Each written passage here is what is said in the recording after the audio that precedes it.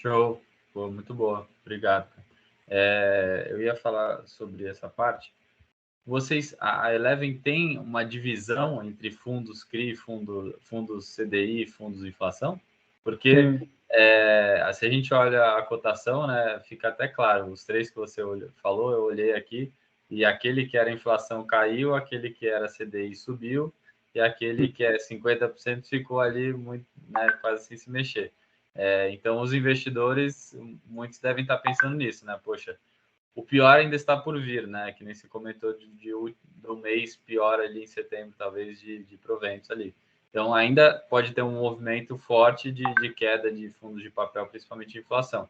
A gente sabe que o mercado é rápido, né? E às vezes o investidor também quer entrar, muitas vezes sem saber, na onda do mercado e fazer decisões que vai se arrepender depois. Mas vocês fazem essa divisão? Vocês têm esse relatório, essa divisão aí dos fundos? Sim, eu tenho. é, a gente acompanha todos esses fundos, né? Esses 25 a 30 fundos aí de CRIs, e a gente tem o relatório que a gente deve publicar entre a semana e semana que vem, né? Então, para quem vai ver depois, né? Assim, até o final de agosto, a gente vai publicar um relatório, aí vocês vão poder dar para os clientes, que mostra como cada fundo está posicionado, tá? Então a gente tem isso de todos os fundos que a gente acompanha. Qual que é o percentual de ativos que está em CDI, qual que é o percentual que está em IPCA, qual que é o percentual que está em GPM e qual que é o percentual que está em Selic ou em Caixa ou em outros fundos imobiliários, tá? Então a gente tem isso de todos os fundos que a gente acompanha, sim. E nesse relatório em específico, a gente vai trazer uma novidade, que é colocar a nossa expectativa, aí assim, a nossa expectativa mesmo, de qual que é o dividendo que cada fundo vai pagar nos próximos 6 meses, tá? Então, quebrado mês a mês, quanto cada um dos fundos que a gente acompanha vai pagar de dividendo. Isso é uma expectativa, isso não é nenhuma promessa de retorno, tudo, nem de dividendo, mas é a nossa análise aqui com base no que a gente fez de pesquisa com os gestores, com base no que a gente olha das carteiras, com base na reserva de lucro de cada um. Então, com base nisso, a gente fez aqui uma estimativa de dividendos para cada um dos fundos. E sim, por exemplo, esse Canip, eu acho que pode ter ali uma queda um pouco mais forte. Assim, pode ter, por conta desse dividendo que vai ser mais baixo. Agora, outros fundos que estão 100% em inflação e têm algum tipo de reserva, a queda vai ser mais branda. Assim, a gente tem aqui como expectativa estar monitorado. O Canip caiu, chegou a cair mais, mas está caindo 6%. Você fala, pô, é pouco, mas para fundo imobiliário é bastante num período curto, né? E aí já é o impacto de um provento menor, uma expectativa aí de redução nesses proventos, principalmente se a gente analisar aí para frente, né? É, Maravilha.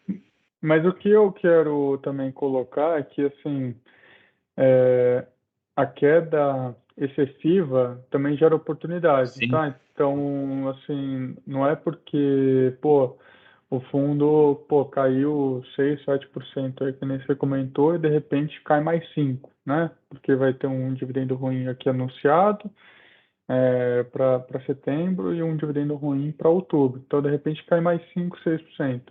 E aí fica muito abaixo do patrimônio, é uma oportunidade. É uma oportunidade. começa a ficar barato, né? Serve pagar Começa a CTR ficar. também? É? Serve pagar CTR também? Serve também, assim, mas a HCTR assim, também deve ter uma queda aí de dividendos, até se me pergunta especificamente, ele deve ter uma queda de dividendos. É também uma oportunidade, porque ele caiu demais e aí vai ter uma queda de dividendos, sim, mas ele tem ali, boa parte do patrimônio dele está protegida contra a deflação, tá? Então, assim, você tem especificamente tá, o HCTR, ele tem uma boa parcela dos ativos dele que está protegida contra a deflação.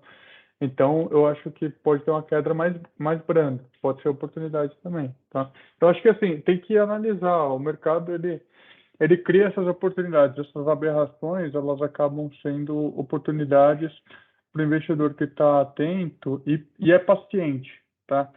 Porque, assim como eu estou comentando aqui com vocês, os investidores institucionais, né, os FOFs, eles olham para esse Canip aí a 92, 93 aí, que deve estar agora, ou que caiu até 90, acho que chegou a cair 90, para 90 na semana passada. Ele olha isso e fala assim, isso aqui é uma oportunidade que a gente não deve ter novamente, né? Então, eu acho que esses movimentos, acho que vale a pena ficar atento para posicionar, né? Para você montar uma posição e aguardar que deve ter bons frutos. Sim, sim, com certeza. E eu vou ficar aqui de olho nesse relatório aí, porque, poxa, parece bem interessante. Não, ele tá ficando muito legal porque assim, a gente acabou demorando um pouco mais porque a gente estava fazendo pesquisa com os gestores, a gente fez diversas rodadas de conversas para entender, assim, o impacto todo mundo já sabe que vai ter. Então, assim, eu quero trazer coisas novas, né, para os relatórios. E esse é um dos nossos maiores desafios aqui, né, trazer novidade para o que todo mundo já sabe, né? Assim, todo mundo já sabe que os fundos de inflação vai ter uma queda de dividendos. O que não se sabe magnitude e quando que pode ser uma oportunidade, né?